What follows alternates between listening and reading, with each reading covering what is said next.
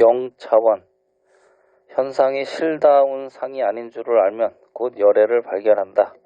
약견재상 비상이란 말은 이것을 다른 각도에서 말을 바꾸어 하면 우리 모든 것이 다 환상이고 진공묘유이니 지금 이 법당 안에 아무것도 없는 것 같지만 지옥도 있고 천당도 있다는 뜻이 됩니다.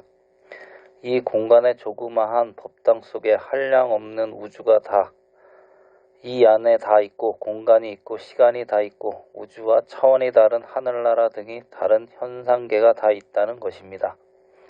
열애를 본다 했으니 그 말 조리를 놓치지 말고 따라 붙어야 합니다. 자꾸 따라가도 이 이치를 알아듣기가 어렵습니다. 사실 금강경, 반야경이 공의 뜻이 이리 엉키고 저리 엉켜서 쉽게 알기 어려우므로 넝쿨 반야경이라고 일컬어옵니다. 진공과 막 엉키어서 이 말이 저 말 같고 저 말이 이 말 같아서 소위 전문가가 아닌 사람은 내용을 해석할 수 없다는 뜻입니다. 금강경에 공을 세웠는데 그 공의 뜻이 이리 엉키고 저리 엉키어 무엇인지 사실 알기가 어렵습니다. 허공도 아니고 물질도 아니라는 뜻이며 허공도 물질도 아니면 있는 게 없으니 그것은 4차원, 5차원, 1000차원, 무한차원의 세계를 말합니다. 본래 우주가 처음 형성될 때 텅 빈 허공만 있었는데 지구도 태양도 공기도 없을 때 텅 빈 그때의 그것을 0차원이라고 한다면 이 0차원의 시대에 무언가가 하나 생겼고 그걸 점이라 치고 이 조그만 점에 대해 여러 가지 수로가 있지만 이름뿐이지 반점이라 해도 기실은 없는 것입니다. 아주 작은 점을 여기 찍어 놓아도 이것은 면적이 있습니다. 좁쌀을 쪼개 놓는다 해도 면적이 있습니다. 바늘 끝으로 조금만 찍어 놓아도 면은 있게 됩니다. 면이 있으면 넓이가 있는 것이므로 점은 아닙니다. 그러면 진짜 점은 무엇인가? 이 점이란 말로만 있고 글자로만 있지 실제로는 없는 것입니다. 없는 것조차 아닌 것, 다시 말하면 숫자의 0이나 마찬가지로서 없는 거나 한 가지입니다. 4차원, 5차원 0차원의 세계나 점이나 그 뜻은 다 같이 없다는 점에서 동일한데 그 다음에 비로소 1차원의 세계가 벌어집니다. 1차원의 세계는 곧 물질이 단차원, 연속된 점의 세계를 말합니다. 점을 연속시킨 직선, 곧 선의 세계입니다. 그것도 외줄, 단 하나의 줄만 있어서 오른쪽 왼쪽이 없습니다. 앞과 뒤만 있는 기차 선로나 전차 선로는 1차원의 세계라 할 수 있습니다. 담배씨보다도 더 작은 가령 수소나 산소를 늘어놓아도 선이 될 것입니다. 2차원의 세계도 선의 세계이긴 하지만 선을 포개어 놓아서 평면이 생긴 것, 그래서 앞뒤와 왼쪽, 오른쪽 양면이 생긴 평면의 세계를 말합니다. 3차원의 세계는 평면을 포개어 부피가 생긴 입체적인 세계를 가리킵니다. 두께가 생기어서 아래 위까지 생긴 세계입니다.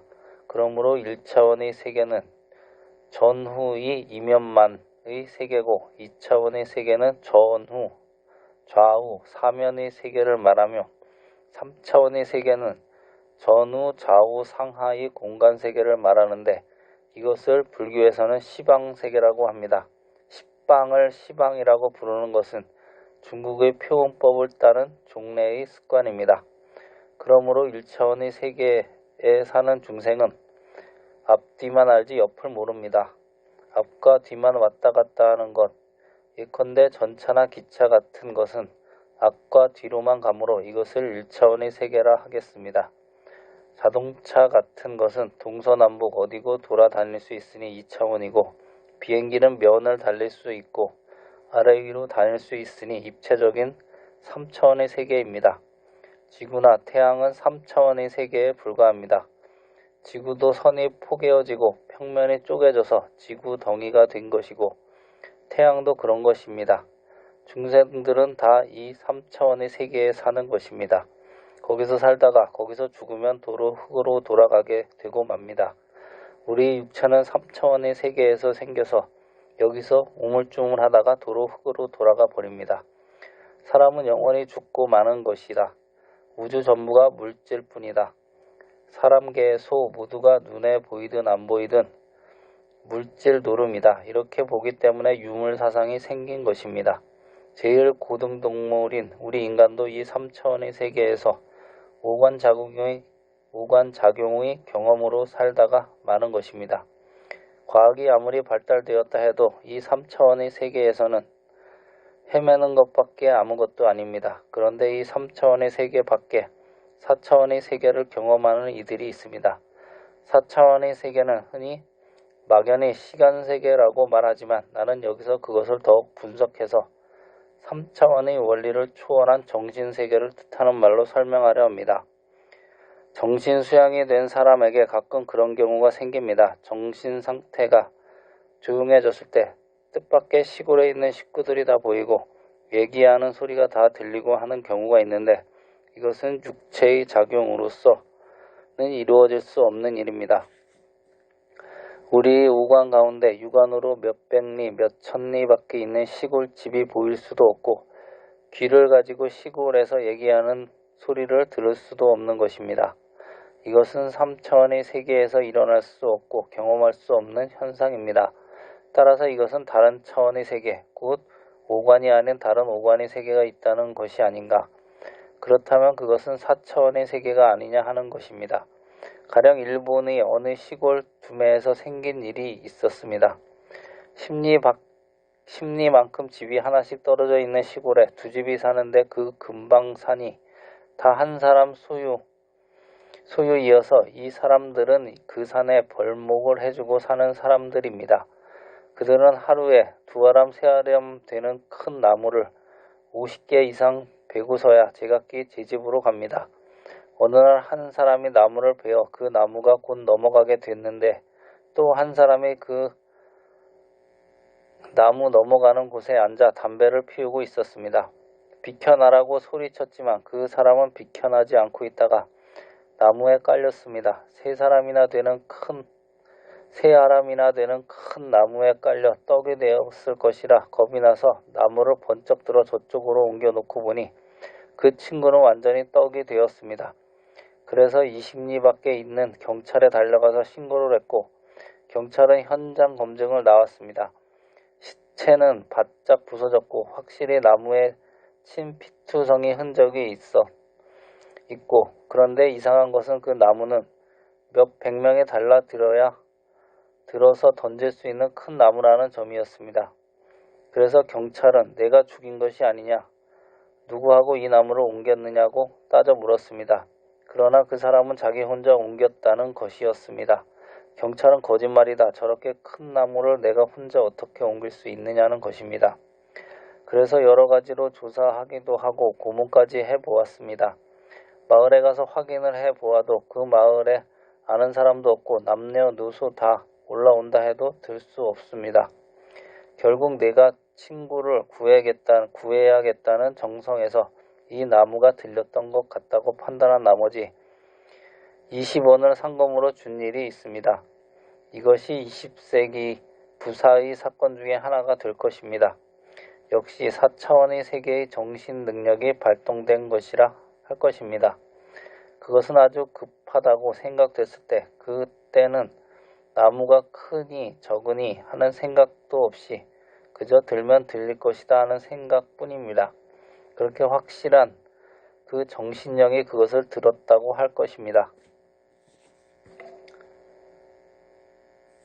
마음의 힘은 불가사의. 옛날에 어떤 노장님이 큰 산꼭대기 암자에서 7, 80세 되는 아기를 하나 데리고 있었는데 7, 8세 되는 아기를 하나 데리고 있었는데 하루는 김치가 떨어져서 마을에 김치거리를 좀 얻으러 나가게 되었습니다. 그래서 어린 아이에게 단지 몇 개를 잘 씻어서 뒤집어 놓으라고 시켰습니다. 노장님이 마을에 내려가서 먹을 것과 김치거리를 한 집 잔뜩 얻어 걸머지고 올라와 보니 지금까지 보지도 못하던 낯선 단지가 절에 있었습니다. 우러지고 삐뚤어진 것들이 대여섯 개나 뜰에 널려 있었기 때문에 생각하기를 아마 옹기장수가 왔었구나 하면서 항아리를 사려면 돈을 주고 사지 왜 이런 것을 샀느냐고 나무랐습니다. 사지 않았습니다. 옹기장수는 지나가지도 않았습니다. 그러면 이 단지들은 어디서 난 것이냐? 모두 다 없던 것들이 아니냐? 아닙니다. 그 전에 있던 단지들입니다. 스님이 시키는 대로 했을 뿐입니다. 내가 뭐라 했더냐? 씻어서 뒤집어 엎으라고 하시지 않았습니까? 그래서 스님 가신 뒤에 좀 놀다가 씻어서 무릎에 대고 뒤집어 놓았습니다. 버선짝 뒤집듯 후딱후딱 잘 뒤집어지더라는 것입니다. 그것은 아이가 순진해서 뒤집으면 뒤집어지는 것으로만 알았던 때문입니다. 어려서부터 아이들도 없이 산에서 자랐기 때문입니다. 이놈 거짓말 하지 마라. 너 그러면 한번 뒤집어 봐라. 그래서 아이가 무릎을 대고 뒤집으려 하니 이제는 무릎이 깨어져도 안 되었습니다. 처음에는 의심이 전혀 없었기 때문이고 나중에는 의심이 생겨서 안 됐던 것입니다. 요새 심리학자들도 그런 일을 혹 경험한다고 합니다. 중국에 이강이란 사람이 있었는데 이광사오라고 유명한 이야기가 있습니다. 이광은 본래 힘이 많은 무사로서 중국 역사에 많은 공을 세운 사람이었습니다.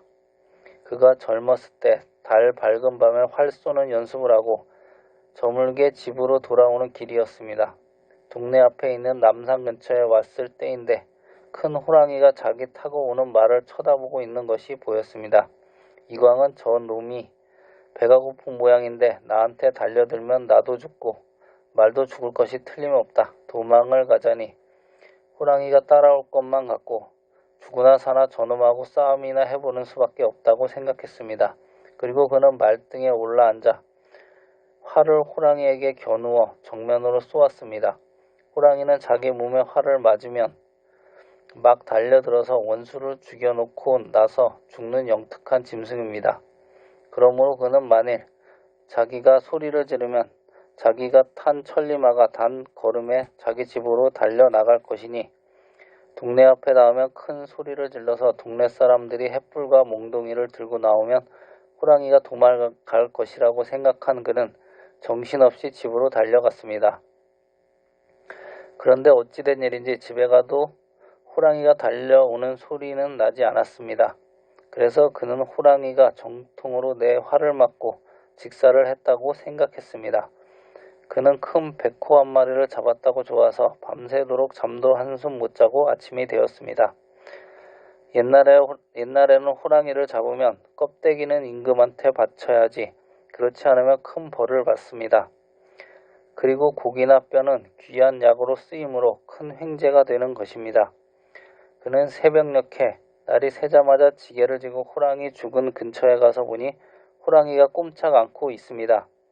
그는 그러면 그렇지 내 활을 내가 피하겠느냐 하고 가까이 가서 보니 화살이 꽂힌 곳은 큰 바위 돌이었습니다. 그래서 자신도 놀라면서 한편으론 내 활 앞에는 이 세상에 감당할 놈이 없겠다고 생각하면서 활을 겨누어 다시 한번 바위를 향해 쏘아 봤습니다. 그러나 화살은 튀어나왔습니다. 이것이 역시 부사위인데 이것도 4차원의 세계의 힘이 발동된 것입니다. 오관의 힘으로는 화살이 아무리 세다 해도 불가능합니다. 호랑이 뼈가 아무리 단단하더라도 내 화살이 안 들어갈 수 없다고 자신한 때문이었고 단지 뒤집어 놓은 것이다. 아름드리 나무도 내가 집어 던질 수 있는 나무다 라고 아무 생각 없이 확신했기 때문에 그렇게 된 것입니다. 마음에 아무 사심 없이 한 가지로만 생각하면 이 지구도 뚫고 나갑니다. 내가 경험한 일이 한 가지 더 이야기해 보겠습니다.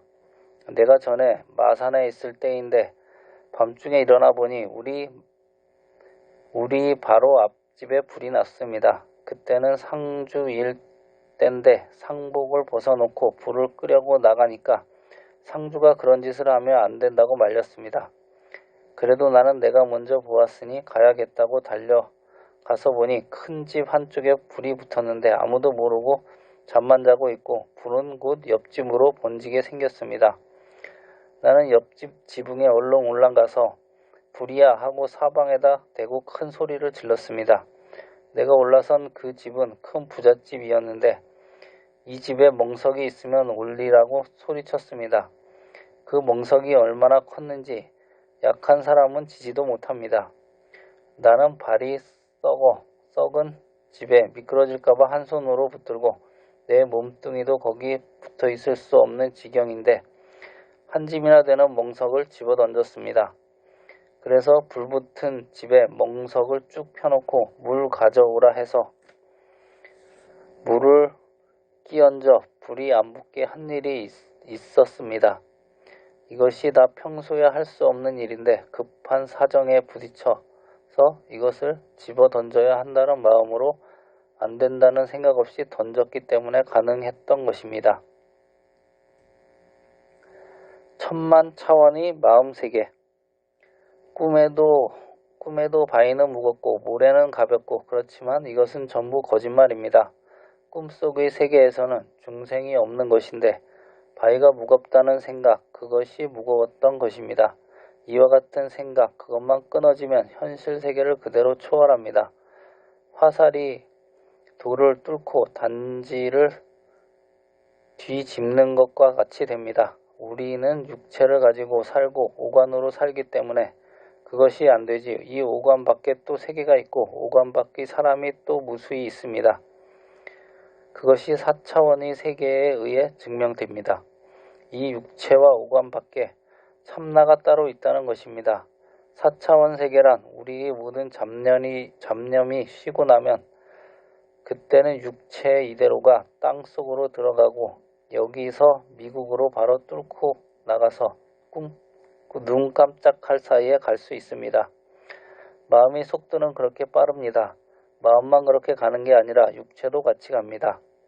마음과 몽뚱이가 한 덩어리이고 물질하고도 하나고 중생하고도 하나입니다. 마음에 아무 생각 없는 그때가 4차원의 시절이며 모두가 하나로 됩니다. 구별이 없고 주객이 없어지기 때문입니다. 그런데 4차원의 세계에도 한없는 층계가 있습니다. 5차원, 6차원, 1000차원, 만차원의 세계에 들어선 정신상태에서는 모든 사건에 전지전능하게 됩니다. 모를 것도 하나도 없고 안 되는 것도 하나도 없고 의식주도 필요 없고 불보살이 되는 것입니다. 이 마음을 깨달아 놓고 나서 중생제도를 하든지 사업을 하든지 해야 정말 사람 사는 멋을 알게 됩니다. 생각을 여인 마음짜리. 육체를 나라고 해서 살기 때문에 하루에 밥 3끼 먹다 시간이 다 가고 바빠서 쩔쩔맵니다.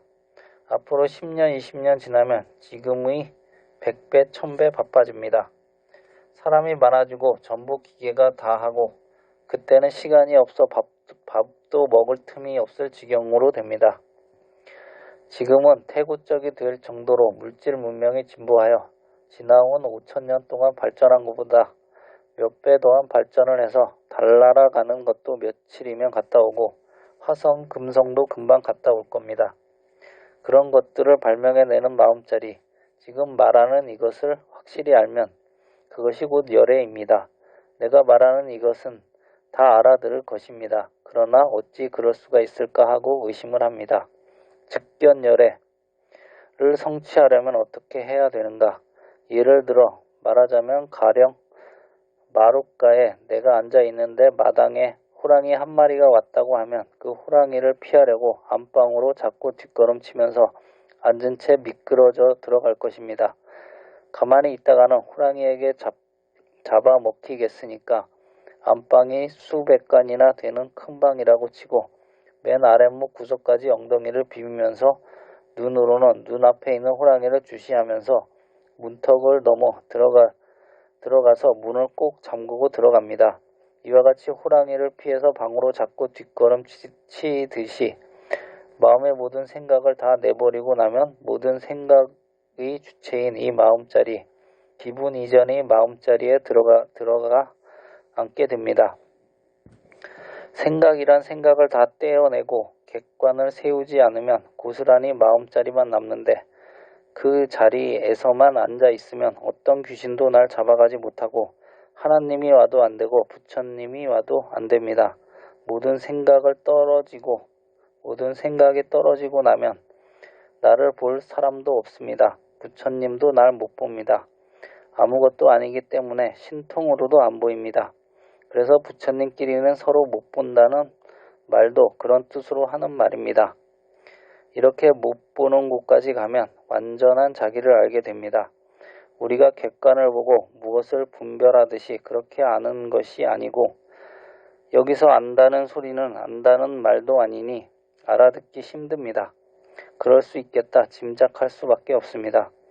동서남북에 일어나고 있는 모든 사건이 있어서 중생들은 그것들한테 이끌려 지배를 받고 사는데 크고 작은 그 모든 사건을 다 버리면 마음의 본연 자세에 들어앉게 됩니다. 그러나 이것은 들어앉는 것도 아닙니다. 어떤 일을 한다 생각한다 하다가 생각을 내버리면 좋다 나쁘다 하는 기분을 내버리면 그리고 나서 남는 것은 마음의 본연 자세밖에 더 있겠습니까? 그걸 열애라 그럽니다. 본심자리, 마음자리, 이것이 진짜 나입니다. 모든 생각의 주체인 자리입니다. 이것이 모든 조화를 부리는 것이며 온 우주에 이 나를 안 거친 게 하나도 없습니다. 영웅이 되든지 바보가 되든지 일체 사건의 주체입니다. 모든 것은 다 버리고 내 정신만 다소곳이 챙겨라. 거기는 호랑이도 못 가고 하느님도 못 가고 부처님도 못 가는 마지막 자리에 두살이고 앉게 되는 자리입니다.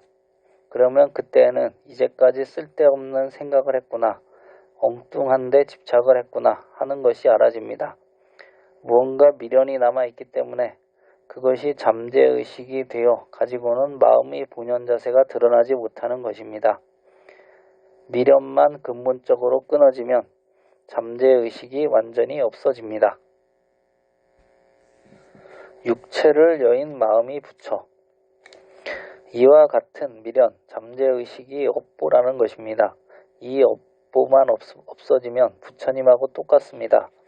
지금도 다 그렇게 되어 가지고 있습니다. 다만 육체가 나라는 착각을 가지고 이놈이 하루 밥 3그릇 필요하다니까 이것이 사건이 되어 갖고 마음이 복잡해져서 35억 다 잡아먹고 살아야겠다는 것입니다. 부모 형제를 다 잡아먹어도 내가 살아야 하니 이것이 독사가 아니고 무엇입니까? 우리가 배 타고 있다가 물에 빠져보면 압니다. 다 집어넣고 나 하나만 살려고 하는 지독한 독사가 한 마리씩 들어있습니다. 그것이 소위 무명이라고 하는 것입니다. 밟지 못하다, 모른다 소리입니다. 마음이 나지 육체가 내가 아닌 것을 모른다. 내 꿈인 줄 모르고 산다는 뜻입니다. 근본적으로 육체를 나라고 하는 것이 근본 무명입니다. 그 생각만 놓아버리면 우리는 4차원 이상의 세계에 들어갑니다. 얕은 4차원의 세계에 들어가서 자꾸 깊이 들어가면 부처님같이 대열반, 대보리의 열애가 되는 겁니다. 그래서 오고 가는데 구애가 없어서 와도 오는 게 아니고 가도 가는 게 아니며 하루 종일 말해도 한마디도 하는 게 아닙니다. 마음은 그냥 가만히 있습니다. 말하는 자는 상대가 있으니 말해주는 것뿐이지 나를 위해 하는 것은 하나도 없습니다. 나한테 아무것도 필요도 없는 거니까 해보아도 손해도 이익도 없고 아무 생각이 없는 이것이 불성자리고 마음자리입니다. 이것이 성불입니다. 그러니 이 세상을 탁 내버리고 살아라. 전세계 재산 전부 내 것으로 만들어 놓아도 내 것은 아닙니다. 돈 100만원 모아 놓으면 돈 한 장 한 장에 내가 구속되는 겁니다. 지위가 높으면 높을수록 생명이 구속되는 것이고 좋은 마누라 얻어 놓으면 그 마누라가 완전히 나를 구속하는 겁니다.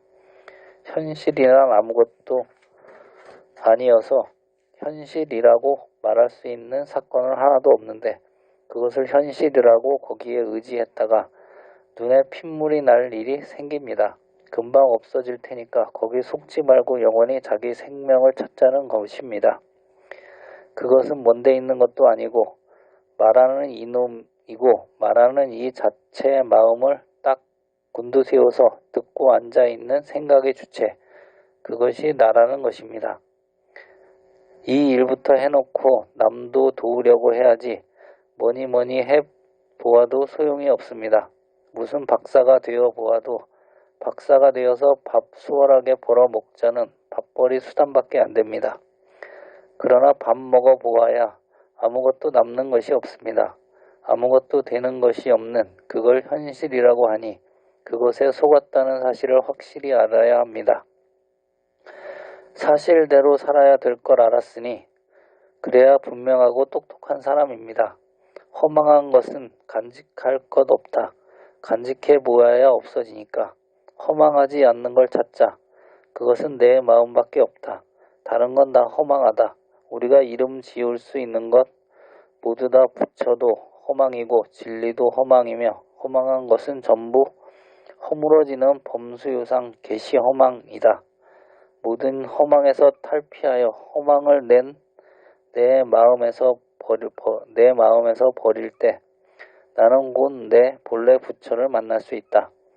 딴 데 간 것도 아니고 다만 육체를 나라는 착각 때문에 딴 착각을 해서 그것이 바빠진 것뿐이다. 이렇게 확실히 알아야 합니다. 얼마나 바빴는가. 내가 이 소리를 하고 또 하는 것을 들을 때마다 그만큼 긍정하며 그만큼 가까워지는 것이기 때문입니다. 금생에 못하면 내생이라도 해야 합니다. 남이 다 성불하고 맨 나중에 성불해야 합니다. 성불해야 안심이지.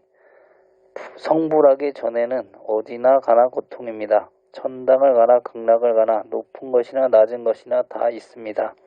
이 마음을 깨쳐놓고 나면 나보다 높은 것도 낮은 것도 없습니다. 잘난 사람도 없고 못난 사람도 없고 머리가 좋은 사람도 나쁜 사람도 없고 그러니 평등의 세계입니다. 거기는 시기 질투도 없고 사람 만나면 서로 부처니까 서로 반갑고 치하를 하고 지냅니다. 그래서 모든 현상은 실다운 상이 아닌 것으로 보면 곧 객관을 다 떨어버리면 그러면 열애를 본다고 한 것입니다. 이 우주 허공에는 생명이 없습니다. 공간은 그것이 생명이 없고 무한대 무기체입니다. 또 이 지구덩이가 생명이 없으니 그게 행동을 못하고 생각을 못합니다. 지구가 자전공전하는 것이 제가 하는 것이 아니고 자전공전을 안 하면 안 되게 되어 있는 파동이고 자동이 아닙니다. 그러니 물질계도 생명이 없고 허공계도 생명이 없는 거라면 그러면 우주의 객관에 생명이 없는 겁니다. 생명은 지금 말하고 듣고 있는 이것밖에 없습니다. 그러니 이건 내 생명이면서 전 우주에 하나밖에 없는 우주 생명입니다. 이 생명은 살아있는 것이고 물질도 허공도 아닙니다. 무기물질이 유기물질로 화한다는 것은 과학이 뭔지 모르고 하는 소리입니다. 무기물질이 유기물질로 화했다는 건 허공이 바위돌로 변했다는 것과 마찬가지로 될 수 없는 일입니다.